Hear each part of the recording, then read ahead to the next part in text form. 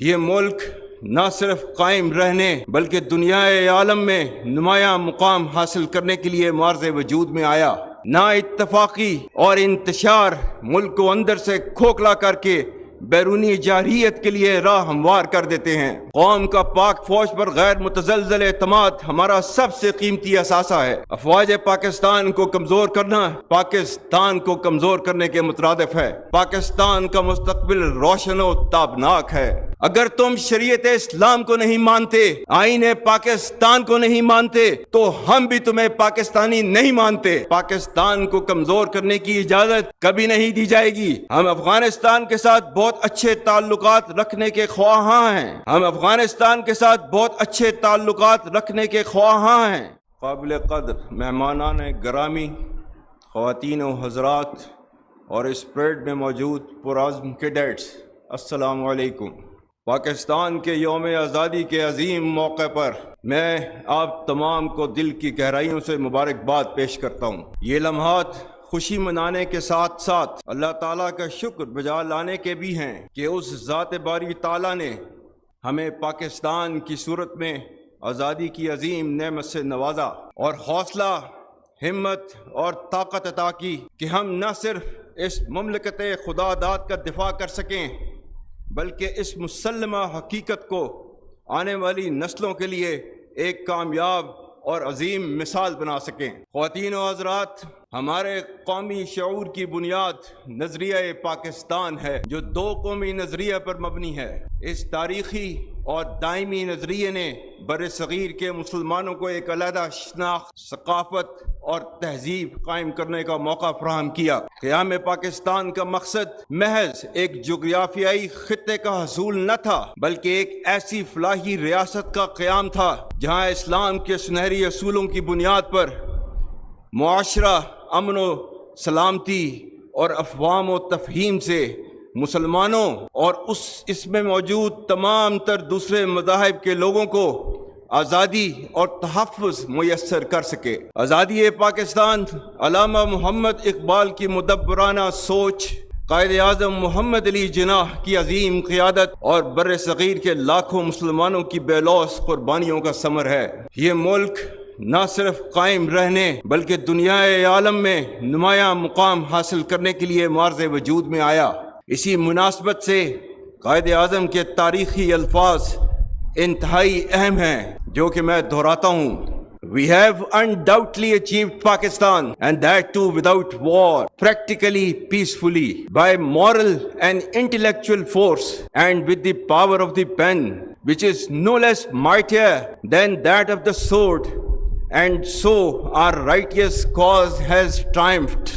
Are we now going to despair and tarnish this greatest achievement for which there is no parallel in the history of the world? Pakistan is now a fait accompli and it can never be undone. Besides, it was the only just, honorable and practical solution of the most complex constitutional problem of this great subcontinent. Let us now plan to build and reconstruct and regenerate our great nation. خواتین و حضرات، ہمارے بزرگوں نے اپنے جداگانہ تشخص کے حصول کی خاطر ہجرت کی صعوبتیں برداشت کیں اور بے شمار قربانیاں دیں۔ آج کے دن ہم تحریک پاکستان کے قائدین اور کارکنان کو خراج عقیدت پیش کرنے کے ساتھ ساتھ ان شہداء، غازیوں اور لواحقین کو بھی سلام پیش کرتے ہیں جنہوں نے ان قربانیوں کی بنا پر آزادی کے پرچم کو ہمیشہ سر بلند رکھا۔ بلا شبہ آج ہمارا ان آزاد فضاؤں میں زندگی بسر کرنا شہداء کی عظیم قربانیوں کی مرہون منت ہے۔ جس طرح قیام پاکستان کے وقت ہمارے اجداد نے متعدد مشکلات کا سامنا کیا، اسی طرح ہم نے اپنے ارتقائی دور میں خاص طور پر ماضی قریب میں متعدد چیلنجز کا بخوبی مقابلہ کیا۔ الحمدللہ کسی بھی مشکل نے ہمارے عزم اور ارادے کو کمزور نہیں کیا۔ تاریخی طور پر ہمارے قومی جذبے کو ہمیشہ آزمائش میں تقویت ملی اور ہم من حیث القوم ہمیشہ ہر مشکل کے بعد اور بھی زیادہ مضبوط بن کر ابھرے، جس میں قوم اور افواج کا باہمی اعتماد کلیدی رہا ہے۔ یاد رکھیں، نا اتفاقی اور انتشار ملک کو اندر سے کھوکھلا کر کے بیرونی جارحیت کے لیے راہ ہموار کر دیتے ہیں۔ قوم کا پاک فوج پر غیر متزلزل اعتماد ہمارا سب سے قیمتی اثاثہ ہے۔ یہ مضبوط رشتہ مشکل حالات میں ہماری قوت بن کر حوصلوں اور جذبوں کو بڑھانے کا سب سے بڑا ذریعہ ہے۔ افواج پاکستان کو کمزور کرنا پاکستان کو کمزور کرنے کے مترادف ہے۔ مجھے پختہ یقین ہے کہ کوئی منفی قوت اعتماد اور محبت کے اس رشتے کو نہ کبھی کمزور کر سکی ہے اور نہ ہی آئندہ کر سکے گی۔ افواج پاکستان نے ملک اندرونی اور بیرونی دفاع کی قسم کھا رکھی ہے، جس کی آبیاری روزانہ کی بنیاد پر وہ اپنے خون سے کر رہی ہے۔ ہم کسی بھی صورت اور کسی بھی قیمت پر اپنی قربانیوں کو رائیگاں نہیں جانے دیں گے انشاءاللہ۔ خواتین و حضرات، عالمی اور علاقائی سطح پر تیزی سے تبدیلیاں رونما ہو رہی ہیں، جن کی رفتار اور نوعیت غیر معمولی ہے۔ ان تبدیلیوں سے قطع نظر پاکستان کا مقام ہر دور میں نہ صرف خطے اور مسلم امہ میں بلکہ بین الاقوامی سطح پر بھی انتہائی اہمیت کا حامل رہا ہے۔ ہم دنیا میں اپنی امن پسندی اور اصولوں پر مبنی موقف کی وجہ سے ایک نمایاں مقام رکھتے ہیں۔ اللہ تعالیٰ کی عطا کردہ بے پناہ قدرتی وسائل، جفا کا شوام اور حوصلہ مند جوانوں کی بدولت بلا شبہ پاکستان کا مستقبل روشن و تابناک ہے۔ بدقسمتی سے ہمارے خطے میں انتہا پسندی اور دہشت گردی کے عزائم رکھنے والی قوتیں سرگرم عمل ہیں۔ عوام، افواج پاکستان اور قانون نافذ کرنے والے اداروں نے دہشت گردی کا کامیابی سے مقابلہ کیا ہے اور نہ صرف لازوال قربانیاں دی ہیں بلکہ آنے والے وقتوں میں بھی کسی قربانی سے دریغ نہ کرنے کا مصمم اور غیر متزلزل ارادہ رکھتے ہیں۔ انسداد دہشت گردی کے لیے مکمل یکسوئی کے ساتھ اختیار کی جانے والی کثیر الجہتی حکمت عملی، عزم استحکام، قومی عزم کا استعارہ، سلامتی کی ضامن اور وقت کا اہم تقاضا ہے۔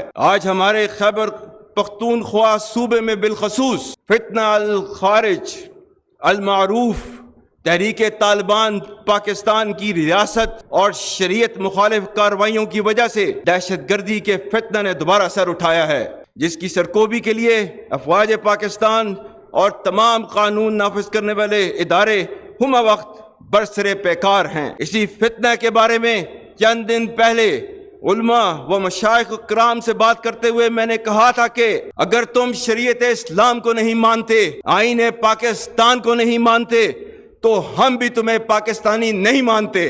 دہشت گردی کے خلاف جنگ میں خاص طور پر ہمارے پختون بھائیوں نے جرأت، ایثار اور قربانیوں کی جو لازوال داستان رقم کی ہے، اس پر پوری قوم انہیں سلام پیش کرتی ہے۔ اور جس طرح فساد فی الارض کو پھیلانے والی طاغوتی قوتوں کے سامنے افواج پاکستان بشمول تمام قانون نافذ کرنے والے اداروں کے شانہ بشانہ خیبر پختونخوا کے عوام ایک سیسا پلائی ہوئی دیوار کی مانند پچھلے 22 سال سے کھڑے ہیں، اس کے لیے پوری پاکستانی قوم آپ کی مرہون احسان ہے۔ میں پاکستان اور بالخصوص خیبر پختونخوا کی غیور عوام کو اللہ کے احکامات کی روشنی میں یقین دلاتا ہوں کہ آپ فساد فی الارض کے خلاف جنگ لڑ رہے ہیں، جس میں اللہ کے وعدوں کے مطابق فتح انشاءاللہ ہماری ہوگی۔ قرآن میں سورہ مائدہ کی آیت نمبر 33 میں اللہ تعالیٰ نے فرمایا ہے،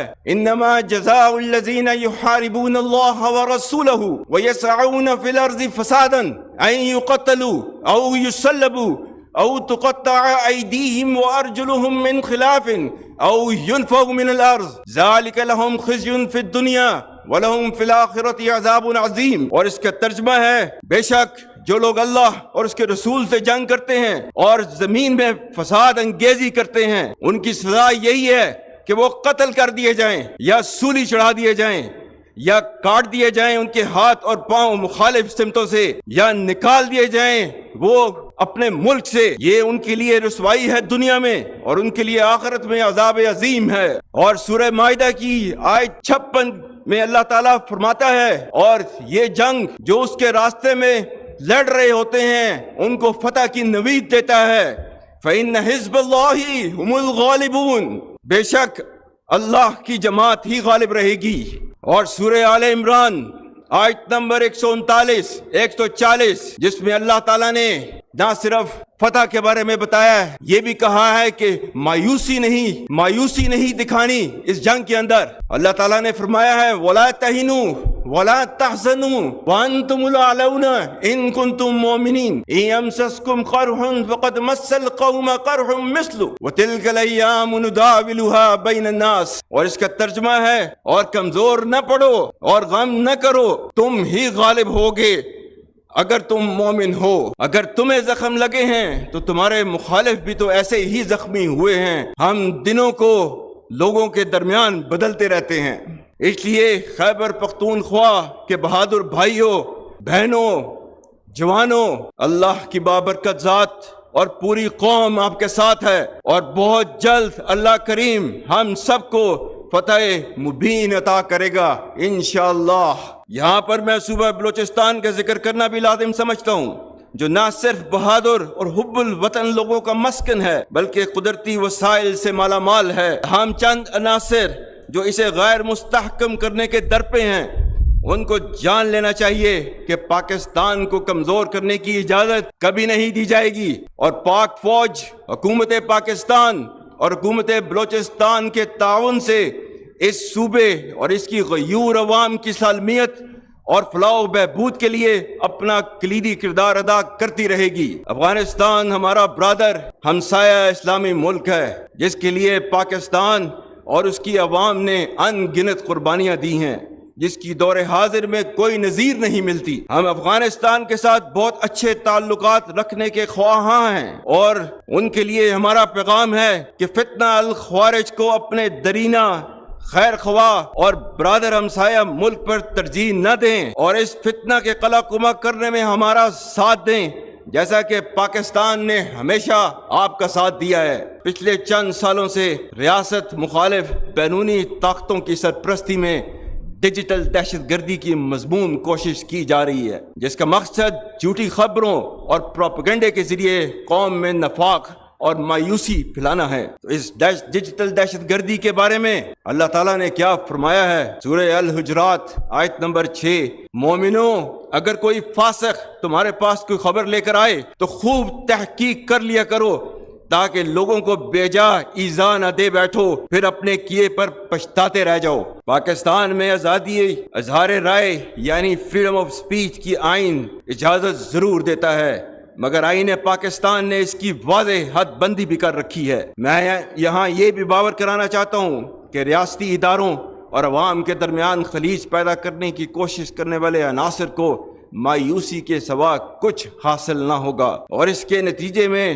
وہ مزید رسوائی کا شکار ہوں گے انشاءاللہ۔